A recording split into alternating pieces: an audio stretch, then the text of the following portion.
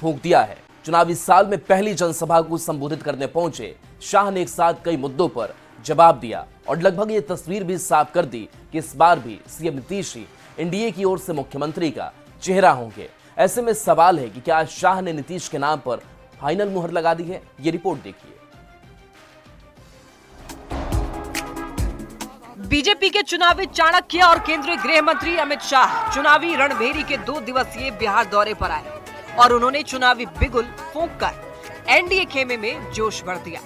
चुनावी साल में सीएम फेस को लेकर लंबे समय से जारी चर्चा पर गृह मंत्री अमित शाह ने साफ साफ संकेत दिया और इशारों इशारों में इस बात पर मुहर लगा दी कि सीएम नीतीश कुमार ही एनडीए की ओर से मुख्यमंत्री का चेहरा होंगे। मैं अपील करना चाहता हूं कि 2025 के चुनाव में मोदी जी और नीतीश जी के नेतृत्व में बिहार में फिर से एक बार एनडीए का सरकार बनाइए। गृह मंत्री अमित शाह ने दोनों ही कार्यक्रम में सीएम नीतीश की जमकर तारीफ की और मुख्यमंत्री की भूमिका को काफी अहम बताया। पटना के बापू सभागार में सहकारिता विभाग के कार्यक्रम में शाह ने आह्वान किया कि 2025 में फिर से मोदी नीतीश के नेतृत्व में सरकार बनाइए। गोपालगंज में भी अमित शाह ने मोदी नीतीश की जोड़ी को सुपरहिट बताया और एनडीए सरकार बनाने की अपील की। जब भी मोदी जी भारतीय जनता पार्टी के लिए वोट मांगने आए, बिहार की जनता ने मोदी जी की झोली कमल के फूल से भरने का काम किया है। एक और अमित शाह ने 2025 में प्रचंड बहुमत के साथ एनडीए की सरकार बनाने का दावा किया, तो दूसरी ओर सीएम नीतीश ने एक बार फिर इस बात को दोहराया कि आरजेडी के साथ जाकर 2 बार उनसे गलती हुई, अब वो कभी ऐसी गलती नहीं करेंगे। सीएम ने फिर से इस बात की याद दिलाई कि उन्हें मुख्यमंत्री किसी और ने नहीं बल्कि पूर्व प्रधानमंत्री अटल बिहारी वाजपेयी ने ही बनाया। अब हमसे गलती हुआ पटिया में कि 2 बार उन्हीं लोगों को ली 1.5 महीना, तो हम लोगों ने तय कर लिया कि ये गलत है, ये कभी नहीं होगा। सीएम नीतीश के नेतृत्व पर साफ संकेत मिलने के बाद इस पर सियासत भी तेज हो गई है। एक ओर जेडीयू स्वागत कर रही है तो दूसरी ओर आरजेडी ये कह रहा है कि ना तो एनडीए को बहुमत मिलेगा और ना ही नीतीश को फिर से सीएम बनने का मौका। आदरणीय अमित शाह जी कह रहे हैं कि 2025 में एनडीए सरकार बनाना है। ये सपना देख रहे हैं, बिहार सपना साकार एनडीए का नहीं होने देगी। आज आदरणीय गृह मंत्री अमित शाह जी ने फिर से एक बार स्पष्ट कर दिया कि एनडीए का पूरा कुनबा आदरणीय नीतीश कुमार जी के नेतृत्व में न सिर्फ चुनाव लड़ेगा बल्कि जनता के आशीर्वाद से एनडीए की सरकार भी आदरणीय नीतीश कुमार जी के नेतृत्व में ही बनेगी। गृह मंत्री अमित शाह के बयान के बाद एनडीए में सीएम कैंडिडेट का मसला लगभग साफ हो गया है। जेडीयू और बीजेपी पहले से ही नीतीश कुमार के नेतृत्व में 2025 का चुनाव लड़ने की बात कहते आ रही है और अब इस पर अमित शाह ने भी फाइनल मुहर लगा दी है। पटना संवाददाता रवि एस नारायण, आनंद अमृतराज और गोपालगंज संवाददाता गोविंद कुमार के साथ ब्यूरो रिपोर्ट न्यूज़ 18। पटना में कार्यक्रम के बाद अमित शाह गोपालगंज में भी खूब गरजे।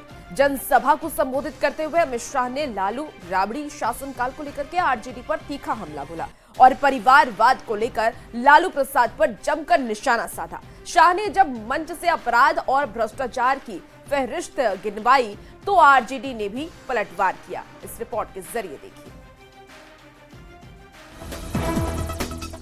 बिहार विधानसभा चुनाव और एनडीए की मिशन 2025 पर मंथन करने के साथ साथ गृह मंत्री अमित शाह ने विपक्ष और आरजेडी पर जमकर निशाना साधा। शाह ने राष्ट्रीय जनता दल के सुप्रीमो और बिहार के पूर्व मुख्यमंत्री लालू यादव पर जुबानी प्रहार किया। लालू राबड़ी शासनकाल में जंगल राज की याद दिलाई और चुनावी मंच से ये गिनवाया कि आरजेडी की सरकार में क्या क्या होता था। आरजेडी थी तब क्या था? रंगदारी, जंगल राज, दबंगई, डकैती, अपहरण, फिरौती, पूरे बिहार को तबाह कर रखा था। गोपालगंज में शाह ने लालू राबड़ी राज में खराब कानून व्यवस्था को लेकर तीखा हमला बोला। आरजेडी की सरकार में लॉ एंड ऑर्डर को लेकर निशाना तो साधा ही, एक एक कर उन घोटालों के नाम भी गिनाने की झड़ी लगा दी जिसका आरोप आरजेडी की सरकार पर लगते रहे हैं।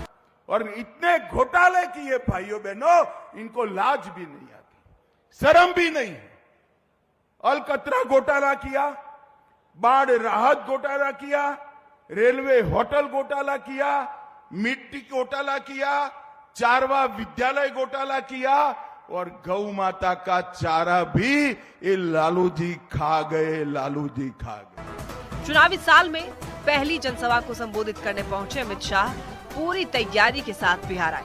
हत्या, लूट, जातीय नरसंहार और भ्रष्टाचार की फेहरिस्त गिनवाने के बाद शाह ने परिवारवाद को लेकर भी लालू राबड़ी पर निशाना साधा। शाह ने आरोप लगाया कि लालू प्रसाद ने बिहार के युवाओं को नहीं, सिर्फ अपने परिवार को आगे बढ़ाया। लालू के दोनों लाल आज बिहार में मुख्यमंत्री बनने की तैयारी कर रहे हैं। एक बेटी राज्यसभा सांसद है, दूसरी बेटी को लोकसभा लड़ाया। राबड़ी जी पूर्व सीएम रह चुकी हैं। राबड़ी जी के दोनों भाई मंत्री रह चुके हैं। अपनी भाभी को भी उन्होंने नेता बनाया। लालू जी के भाई भी विधायक रहे। पूरे परिवार में कोई नहीं बचा है, पूरा परिवार लालू जी ने सेट कर दिया। गृह मंत्री अमित शाह के आरोपों पर भला आरजेडी कहां चुप बैठने वाली थी। राष्ट्रीय जनता दल के प्रवक्ता शक्ति सिंह यादव ने शाह पर पलटवार किया और आरोप लगाया कि एनडीए सरकार में लॉ एंड ऑर्डर की स्थिति ज्यादा बदतर है। अपराध के आंकड़े बताते हैं कि 60,000 से अधिक 20 वर्षों में हत्या हुई, 25,000 से ज्यादा बलात्कार और सामूहिक बलात्कार हुए। लॉ एंड ऑर्डर की स्थिति बिहार में बद से बदतर है। हम जानना चाहते हैं कि कौन सा काम भारतीय जनता पार्टी ने बिहार के विकास के लिए किया, अमित शाह जी को बतानी चाहिए। अपराध के आंकड़े पर सत्ता पक्ष और विपक्ष एक दूसरे पर निशाना साध रहा है, पर किसके शासनकाल में कानून व्यवस्था की स्थिति पटरी पर रही, ये तो आने वाले चुनाव में बिहार की जनता ही तय करेगी। पटना संवाददाता रवि एस नारायण, आनंद अमृतराज और गोपालगंज संवाददाता गोविंद कुमार के साथ ब्यूरो रिपोर्ट, न्यूज 18। केंद्रीय गृह मंत्री अमित शाह ने बिहार में सौगातों की बारिश कर दी। अमित शाह ने बिहार को 823 करोड़ की विकास योजनाओं की सौगात दी। शाह ने बिहार के लिए बड़े बड़े ऐलान किए।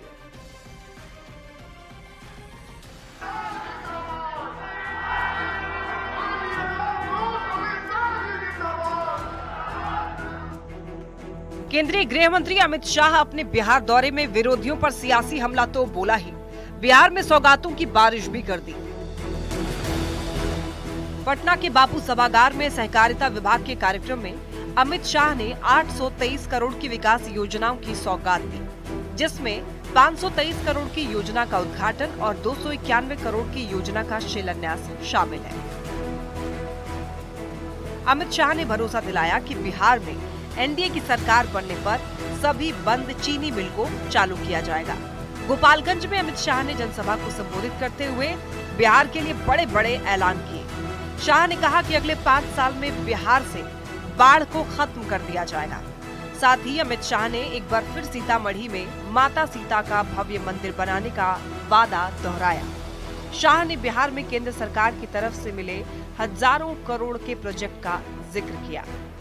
इस चुनाव में फिर से एनडीए का सरकार बना दीजिए।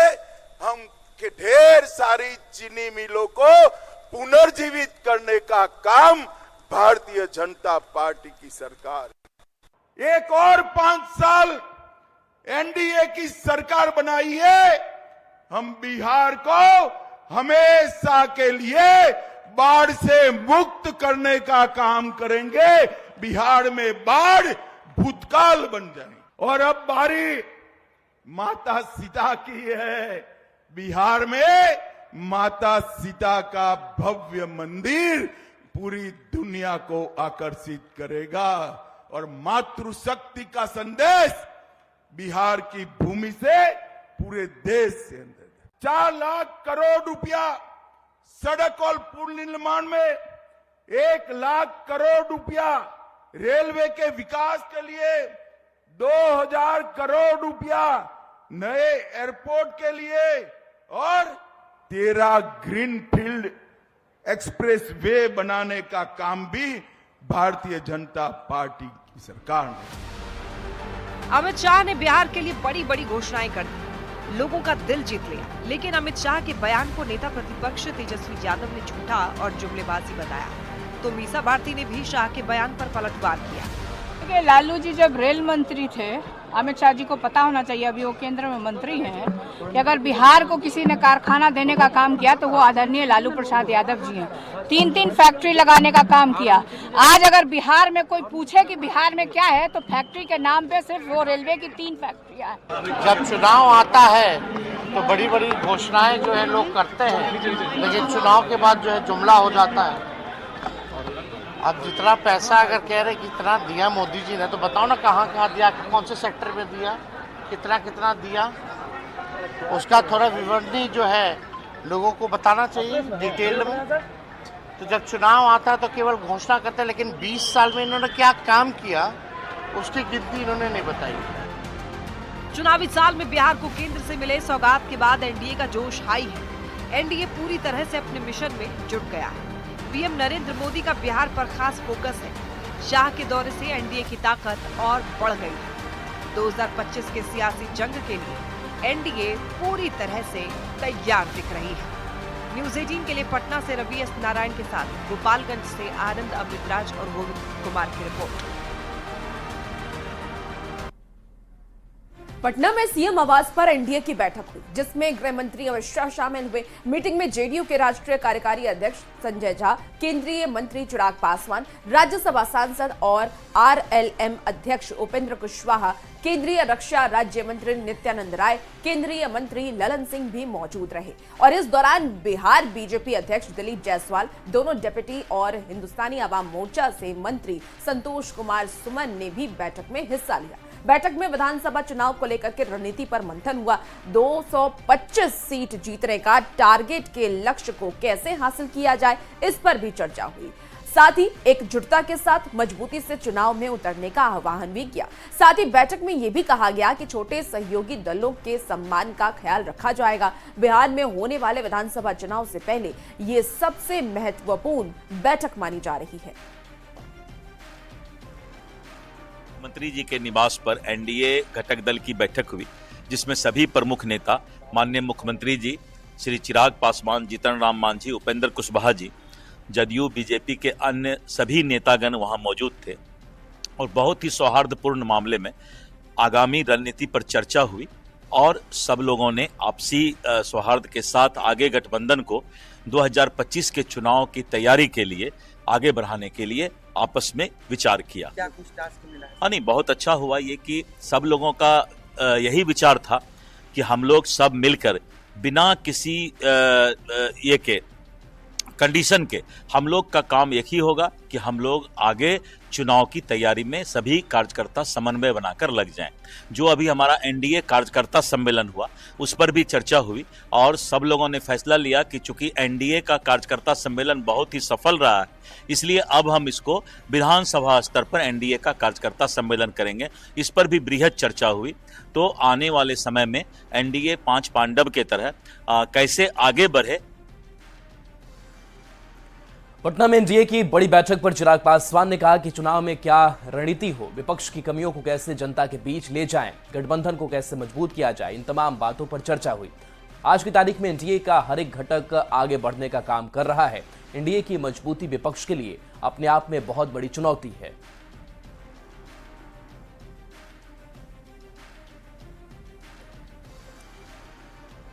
ये काफ़ी बिंदुओं पे चर्चा हुई है। चुनावी वर्ष है, स्वाभाविक है कैसे चुनाव की रणनीति हो, किस तरीके से विपक्ष को की कमियों को, उनके भीतर मची चुनौतियों को कैसे जनता के बीच हम लोग लेकर जाएं, कैसे अपने गठबंधन की और मजबूती को जनता के समक्ष रखा जाए। आज की तारीख में एनडीए के तमाम घटक दल लगातार निरंतरता में बैठ रहे हैं। दिल्ली में भी बैठक हुई, यहाँ पे भी बैठक हुई।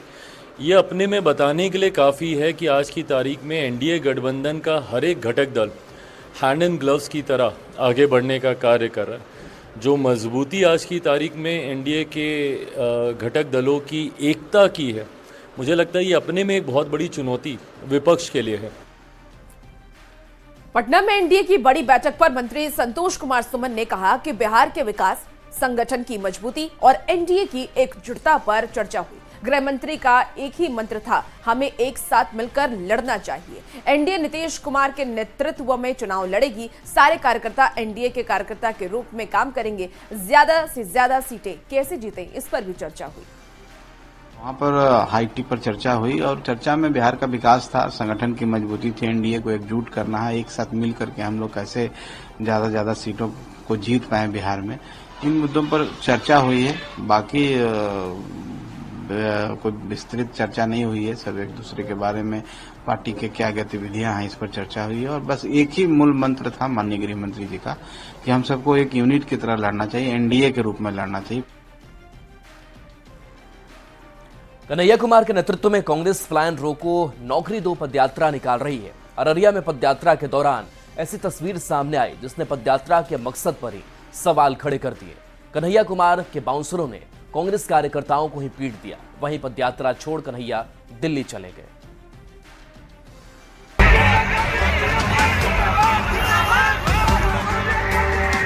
ये तस्वीरें हैं अररिया में कांग्रेस नेता कन्हैया कुमार की पदयात्रा की।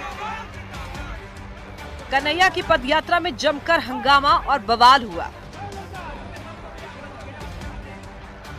कन्हैया कुमार पलायन रोको नौकरी दो पदयात्रा कर रहे हैं। अररिया में हंगामे की वजह से पदयात्रा को रोकना पड़ा। दरअसल यात्रा के दौरान कांग्रेस के कार्यकर्ता और कन्हैया के बाउंसर आपस में भिड़ गए, जिसके बाद जमकर धक्का मुक्की हुई। कन्हैया के बाउंसरों ने कार्यकर्ताओं को जमीन पर गिरा गिरा कर मारा। कन्हैया कुमार की पदयात्रा में विवाद उस समय हो गया जब कुछ लोग उन्हें माला पहनाने और सेल्फी लेने की कोशिश कर रहे थे।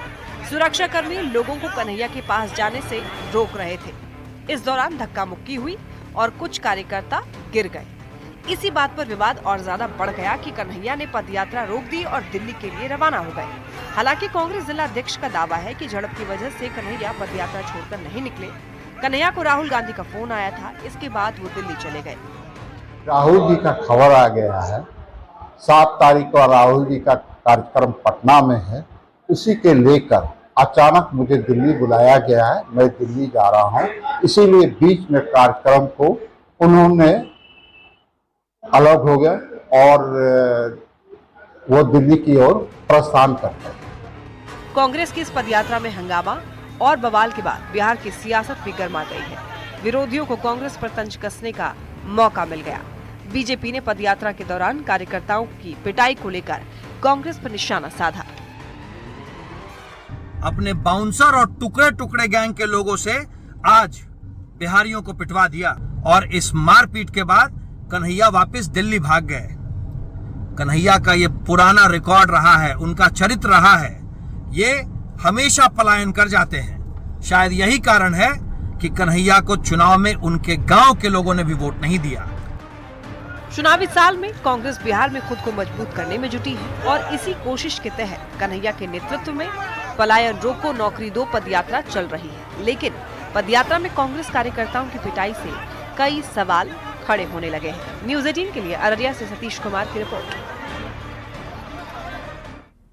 अररिया में कांग्रेस नेता कन्हैया के बाउंसरों ने पदयात्रा के दौरान कांग्रेस कार्यकर्ताओं की पिटाई कर दी। कन्हैया पदयात्रा छोड़कर के दिल्ली रवाना हो गए और इसके बाद बाउंसरों को लेकर के बीजेपी और जेडीयू ने कन्हैया को घेरा है, तो आरजेडी और कांग्रेस ने कन्हैया का बचाव किया। बिहार में आए हैं पिकनिक मनाने, जब इनका विरोध हो रहा है, बहिष्कार हो रहा है, तब बाउंसर लेके चलते हैं साथ में। एक तरफ महात्मा गांधी की बात करते हैं और दूसरी तरफ बाउंसर साथ लेके चल रहे हैं। लोग जब इनका विरोध कर रहे हैं, इनसे सवाल कर रहे हैं, तब बाउंसर से पिटवा रहे हैं। के नेता कन्हैया कुमार अपने ही पार्टी के नेताओं को, अपने ही पार्टी के कार्यकर्ताओं को बाउंसर से पिटवा रहे हैं। इस यात्रा का नाम बाउंसर लाओ और कांग्रेसियों को पिटवाओ होना चाहिए था। बाउंसर लाओ और सामान्य जनता को पिटवाओ यात्रा पे निकले हुए हैं। और बाउंसर की क्या जरूरत है कि जनता और जनता के मुद्दे पर, जनता के सवालों से लोगों को दिग्भ्रमित रखा जाए, लोगों को कहीं ना कहीं डाइवर्ट किया जाए। इसीलिए इस तरह के मामलों पर प्रतिक्रिया त्वरित देते हैं। लेकिन जिस तरह से बिहार में लॉ एंड ऑर्डर की स्थिति बिगड़ रही है, जिस तरह से बिहार में अपराधियों का ग्राफ बढ़ रहा है, उस पर ये लोग चुप्पी साध जाते हैं। पलायन रोको नौकरी दो यात्रा में कन्हैया कुमार द्वारा उठाए जा रहे सवालों पर भारतीय जनता पार्टी और जदयू का ध्यान नहीं जाता है, लेकिन एक छोटी सी घटना हो जाने पे उस पे ध्यान जरूर चला जाता है। बिहार के हित में कम से कम बिहार के युवाओं के लिए, छात्रों के लिए जो मुद्दे उठाए जा रहे हैं उस यात्रा में, कम से कम उस पे भी ध्यान दे दीजिए सरकार। नवरात्रि का दूसरा दिन मां ब्रह्मचारिणी का दिन होता है। मां ब्रह्मचारिणी को तप और वैराग्य की देवी माना जाता है और कहते हैं कि माता की पूरे मनोभाव से पूजा करने पर भक्तों को त्याग, तप, वैराग्य और संयम प्राप्त होता है। देवी ब्रह्मचारिणी के स्वरूप की बात करें तो उनका स्वरूप श्वेत वस्त्र में लिपटी हुई कन्या का है।